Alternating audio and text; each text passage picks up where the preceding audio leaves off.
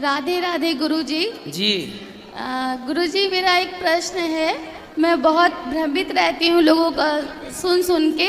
गुरुजी मेरी 2 बेटियाँ हैं, तो लोग कहते हैं कि बेटा नहीं है तो तृप्ति नहीं होती है, हम कथा में भी सुनते रहते हैं, तो यही पूछना था। ऐसा नहीं है बेटा, बेटियां हैं तो देखो, जिनकी बेटियां भी नहीं हैं, बेटा भी नहीं है जी, क्या उनका उद्धार नहीं होता क्या? तो मीराबाई के तो बेटा भी नहीं था, बेटी भी नहीं थी। स्वामी विवेकानंद जी के तो बेटा भी नहीं था, बेटी भी नहीं थी। गुरुजी गरुड़ पुराण में भी यही सब लिखा हुआ है कि पुत्र जिनके नहीं होता है उनको तृप्ति नहीं मिलती है। तो मीराबाई के पुत्र था तो नाम बताओ।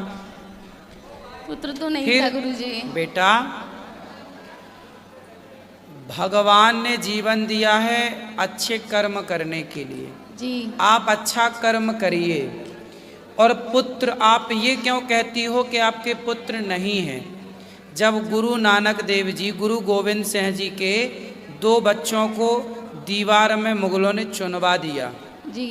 और 2 बच्चे शहीद हो गए, तो उनकी पत्नी रोने लगी, बोले मेरे बच्चे दीवार में चुनवा दिए, जी।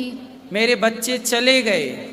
तब गुरु गोविंद सिंह जी ने कहा, रो मत, तेरे 4 बच्चे, 2 शहीद हो गए, 2 दीवार में चुनवा दिए, चिंता मत कर, 4 बच्चे गए हैं, अभी हजारों, ये देख जितने बच्चे हैं सब तेरे ही हैं, सबको अपना मान। जी गुरुजी। सब में अपना जरूरी नहीं है कि आप बच्चे को अपने गर्भ से जन्म दो।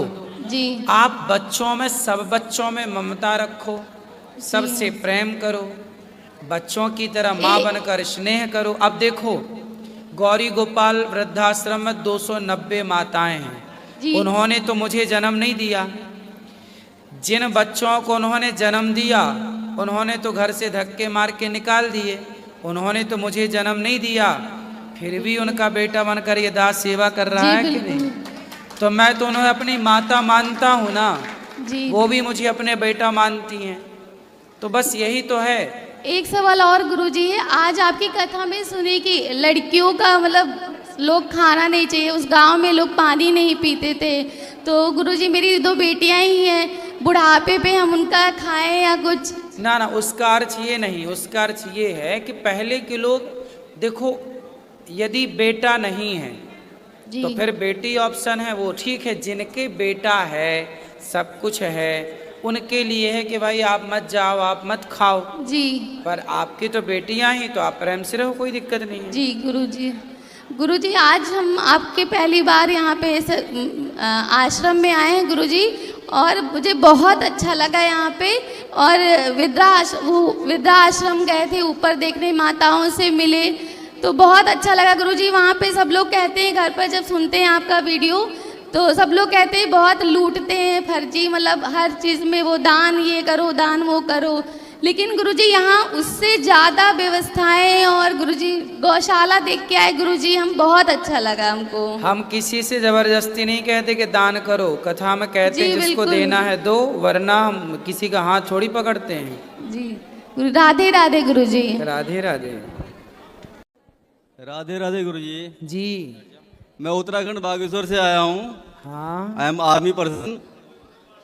मेरा सवाल है साहब कि पिछली बार मेरे बच्चे और फैमिली लाया था यहाँ, इस बार माता जी को लाया हूँ, माता जी बैठी है नीचे जी। सवाल ये है कि आजकल की जनरेशन जो है ना, बच्चे, छोटे छोटे बच्चे, उनको स्पिरिचुअल के बारे में हम बताते हैं कि बेटे पूजा करो, वो उसमें ध्यान नहीं देते हैं, वो रीजन ढूंढते हैं कि ये क्यों करना चाहिए। तो रीजन बताओ ना। धर्म के साथ उनको मर्म के बारे में उनको बताते हैं। जैसे कोई भी चीज़ है, जैसे अभी कुंभ मेला हो रहा है, कुंभ मेले में क्या है, विंध्याचल पर्वत, हमारा मन, अच्छे विचार भगवान देवता, गंदे विचार राक्षस, इनका मंथन जब मन में करेंगे तो पहले जहर निकलेगा, है ना, उसके बाद सांसारिक चीजें निकलेंगी, रत्न निकलेंगे, पर हमको पहुंचना है अमृत तक। ये चीजें हम जब बच्चों को बताते हैं, मैं आपके माध्यम से कहना चाहता हूँ, कोई भी चीज हम बच्चों को, हमारे बच्चे, मैं अपने घर से क्रांति लानी है कि अपने घर की बात बताता हूँ। सही है कि बच्चों को बताओ कि पूजा पाठ करो, जोर देने पर क्या उनको हनुमान चालीसा याद है, पर उनको ये पता नहीं कि विद्यावान गुणी अति चातुर राम काज करिबे को आतुर। हनुमान जी का और कुछ काम नहीं था कि जो राम के काम कर रहे हैं, पर हम तो सामाजिक होना जरूरी है। हम पूजा पाठ बहुत करते हैं। बच्चे आए हैं आपके? पिछली बार आया था साहब मैं यहाँ, उसको इस बार नहीं आया, बच्चे पेपर चल रहे हैं तो आपके माध्यम से वो सुन लेगा। वैसे कहने का मतलब ये ऐसा है कि बच्चों को पढ़ाओ लिखाओ। आजकल सबसे बड़ी समस्या क्या है सुनो, आजकल अधिकांश बच्चे कॉन्वेंट स्कूल में पढ़ते हैं, अधिकांश। हाँ सर। कॉन्वेंट स्कूल को गूगल करिएगा कि कॉन्वेंट स्कूल किसने बनाया और क्यों बनाया। जब आप गूगल पर डालेंगे तो कॉन्वेंट स्कूल जो क्रिश्चियन लोग हैं वो अपने धर्म का प्रचार करने के लिए उन्होंने कॉन्वेंट स्कूल लॉन्च किए थे। जैसे हम सनातनियों के यहाँ गुरुकुल होता है, मुसलमानों के यहाँ मदरसे होते हैं, ऐसे ईसाइयों के यहाँ कॉन्वेंट स्कूल होता है, कॉन्वेंट होता है।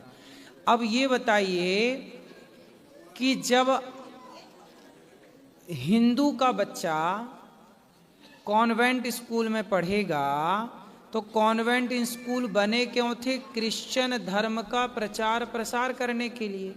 जी गुरु जी। तो आपके बच्चे जैसे ही कॉन्वेंट स्कूल में जाते हैं वैसे ही वहाँ का वातावरण स्कूलों का आपके बच्चों को सबसे पहले नास्तिक बनाता है, आपके धर्म के प्रति उदासीन कर देता है, ताकि आपके बच्चे आपके सनातन धर्म के बारे में जानने की जिज्ञासा भी ना रखें। फिर वो अपने तरीके से पढ़ा करके, अपने तरीके से वो बाइबल के बारे में बीच बीच में बता करके हिंदू लड़का लड़कियों को वो क्रिश्चियन, देखो धर्मांतरण अलग से नहीं हो रहा। कॉन्वेंट स्कूल को आप धर्मांतरण का सबसे बड़ा अड्डा मानिए, लेकिन अभी हिंदुओं को समझाए कौन? अब हिंदू लोग आज पूरे भारत में 80% शिक्षा पर क्रिश्चियनों का अधिकार हो गया है। भारत में कोई शहर, कोई क्षेत्र नहीं बचा जहां कॉन्वेंट स्कूल ना हो। हाँ या ना? 80% शिक्षा अब क्रिश्चियन लोग। अब बताइए, आपका बच्चा हिंदू है, सनातनी है, राम कृष्ण को जानने वाला है, अब आपका बच्चा पढ़ किन के पास रहा है? आपका बेटा गाय को माता कहता है, लेकिन जो कॉन्वेंट स्कूल में टीचर आपके बच्चे को पढ़ा रहे हैं वो गाय का मांस खाने वाले हैं, क्योंकि क्रिश्चियन लोग तो गाय का मांस खाते हैं, वो अंडा खाते हैं, वो शराब पीते हैं, वो सारी चीज़ें उनके यहाँ जायज़ हैं। आपके बच्चे जो गाय को माता कह रहे हैं, जो गाय को माता मान रहे हैं, वो पढ़ कहाँ रहे हैं? पढ़ा कौन रहा? जो गाय को खा रहे हैं। अब गाय को खाने वाला आपके बच्चे को क्या पढ़ा सकता है? क्या संस्कार देगा? भाई 2 और 2 4 पढ़ा देना बड़ी बात नहीं है। भारत में कितने राज्य हैं, कितने केंद्र प्रशासित राज्य हैं, कितने ये राज्य हैं, कितने देश हैं, देश की भाषाएं, ये सामान्य ज्ञान सबको रटा देना बड़ी बात नहीं है। आजकल जो बच्चे पढ़ लेते हैं और हमें तो ये सब पता है, ये पता होना बड़ी बात नहीं है। हमारे यहाँ जो सनातन का ज्ञान है वो ज्ञान देखो, आजकल कॉन्वेंट स्कूल का ज्ञान कैसा है? पानी की टंकी की तरह। जैसे आपके छत में पानी की टंकी है, उसमें पानी भरोगे तो पानी नल में आएगा, पानी नहीं टंकी में तो नल खत्म। लेकिन हमारा जो सनातन धर्म की शिक्षा थी वो कुएं की तरह थी। कुएं से जितना पानी निकालते जाओ अपने आप कुएं में पानी आता जाता था। हमारा धर्म तो ऐसा है कि जितना ज्ञान प्राप्त करो अपने आप और दिव्य ज्ञान अपने आप प्रकट होता जाता था मस्तिष्क में। ऐसा ज्ञान जिस ज्ञान से हमारे ऋषियों ने रिसर्च करके विमानों का आविष्कार कर दिया, बड़े बड़े विमान, बड़ी बड़ी टेक्नोलॉजी जिस पर आज हम लोग चर्चाएं करते हैं, वो सारी वेद पुराणों में उल्लेख है इन सब चीज़ों का। अब नहीं पढ़ने से चीज़ें लुप्त हो गई। धन्यवाद गुरुजी। मेरा आपके माध्यम से बच्चों को, आज के बच्चों को ये कहना है कि जो स्पिरिचुअल में रहेंगे तो आध्यात्म में रहेंगे तो शांति भी मिलेगी उनको। इंजीनियर बन के क्या करेंगे अगर वो अच्छे इंसान ही नहीं बने तो, समाज के काम में ना आए तो। अच्छा इंसान बनाओ बच्चों को। जीवन में सबसे बड़ी चीज है शांति, आनंद। इतनी दौलत पाके भी जीवन में शांति नहीं आई तो दौलत का करोगे क्या? धन्यवाद गुरु जी। खुश रहिए जी, आपके चरणों में कोटि कोटि साहेबंगी साहब। जी जी, खुश रहिए। मैं बिहार से दरभंगा जिला का हूँ गुरु जी। जी मुझे 2-3 प्रश्न पूछना है आपसे। बोलो। मतलब मुझे एक जमीन विवाद में बहुत लफड़ा चल रहा है। अच्छा, उसने लफड़ा क्या है, जैसे बिहार सरकार जमीन है, उसने भी लिया मैंने भी लिया हूँ, तो वो है थोड़ा समंगर, तो वो मैं अकेला हूँ। मुझे 5 लड़की और 1 लड़का है आप लोग की दुआ से। ठीक है, मैं खुश हूँ, दिया भगवान मैंने खुश हूँ, लेकिन वो लोग ज़्यादा दबाव दे रहा है। उसका क्या उपाय है गुरुजी, आप बताइए। किस बात का दबाव?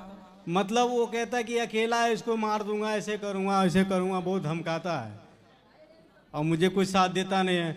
और लोग कहता है कि कानून अंधा, मेरे गांव का समाज भी अंधा ही है। गलत आप कहते हो ना प्रवचन में कि मतलब जो गलत होता है गलत का साथ देता है, वही साथ वही हो रहा है, उसको साथ देता है मेरे को। मैं सत पे चल रहा हूँ, मेरे को कोई देखने ही नहीं चाहता है।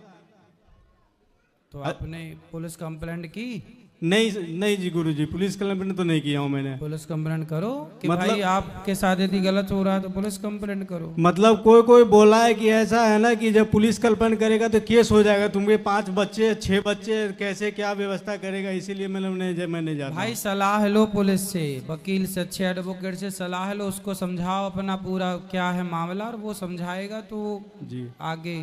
हाँ, वो पूरा दबाव दे रहा ना कि अकेला हूँ मैं, इसी के कारण। कोई बात नहीं, आप साथ हैं आपके और भगवान। गुरुजी एक बात और है कि मतलब मुझे एक और परेशानी है। मतलब सप्ताह में एक बार मतलब नाक से पानी और छींक आता है, इसका क्या उपाय है, कुछ बताइए तो। डॉक्टर को दिखाओ।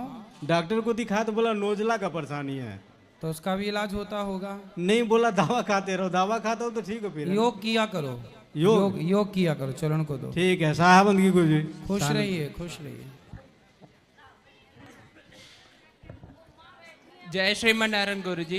जय श्रीमन इस नारायण। दास अंकित का आपके कोटि चरणों में कोटि कोटि प्रणाम। खुश रहिए। शिव महापुराण में वर्णित है कि शिव जी पे चढ़ाया हुआ जल हमें ग्रहण करना चाहिए, लेकिन मैंने आपकी कथा में सुना है कि उसको आंखों से लगाना चाहिए, तो इस पर प्रकाश डालिए थोड़ा। शिव महापुराण में ही ये बात लिखी है कि जल नहीं पीना चाहिए बेटा।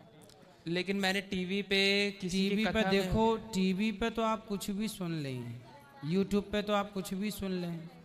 पर आपने पुराण पढ़ा? नहीं, शिव पुराण नहीं। तो आप पढ़ो ना, सुनी बातों पर यकीन क्यों करते हो, खुद पढ़ो। कथा उनकी बहुत मतलब ठीक बहुत है, लोग सुनते आप हैं। ठीक हैं, आप किसी की मत सुनो, हमारी भी मत सुनो, पढ़ो। आप लोग इसीलिए पढ़ा करो शास्त्रों को, खुद भी पढ़ के देखो क्या सही है क्या गलत है। तो उसे हमें आंखों से लगाना चाहिए, नेत्रों से लगा करके, और सिर पर सिंचन कर सकते हैं। शिव जी पर चढ़ा हुआ जल पीने का विधान नहीं है। नहीं है मतलब नहीं है, तभी तो कोई हमें थोड़ी शौक लग रहा है कि हम कोई अलग से बताएं। जो जी, विधान शास्त्रों ने किया, शालिग्राम भगवान का चरणामृत पी लो, उसका विधान पियो। शालिग्राम जी पर, भगवान कृष्ण पर, भगवान राम पर, भगवान नारायण पर चढ़ा हुआ जल पी सकते हैं, पर शिव जी पर चढ़ा हुआ जल सिर्फ नेत्रों से लगा के सिंचन होता है, पीने का विधान नहीं है। आपने पुराने, आज के 10 साल 20 साल 50 साल पहले कभी भी आप शिव जी के मंदिर गए तो वहाँ जल चढ़ा के आते हैं, जल चढ़ाने के बाद उसको पीते नहीं हैं, पीने का विधान था ही नहीं। अब आप मनमाना करें तो पी लें, पर जो लिखा है शास्त्रों में वो तो ये है नहीं पिए। जी गुरु जी। यदि आप मानते हैं तो पढ़ के देख लो, पढ़ लो शास्त्रों को। जैसे एक दूसरा क्वेश्चन है मेरा, जैसे एक आदमी किसी का मृत्यु होती है तो किसी और की जन्म होती है, ऐसे ये चक्र चलते रहता है, तो दुनिया का अंत है या नहीं है? दुनिया का अंत मतलब जन्म हुआ और मृत्यु हो गई। हाँ, ऐसे तो चलते रहेगा। हाँ। तो दुनिया का भी अंत होगा कि सबकी अंत मृत्यु तो होगा। अब जैसे अब अंत कैसे होगा, जैसे सुनामी लहर, आज सुनामी आ गई, अभी बद्रीनाथ केदारनाथ में हादसा हुआ था 2012 में, लगभग 12-13 में, तब देखो पूरा खत्म। ऐसे ही कभी आएगी सुनामी, कभी आएगा तूफान, कभी आएगा, सब खत्म करके वो प्रलय, पृथ्वी पानी में, प्रलय का वर्णन है ना शास्त्रों में। जब ब्रह्मा जी के 100 साल पूरे हो जाते हैं तब महाप्रलय आता है, पृथ्वी पानी में डूब जाती है पूरी, फिर एक नया सृष्टि लाखों साल बाद फिर नई सृष्टि होगी। धन्यवाद गुरुजी, राधे राधे। खुश रहिए।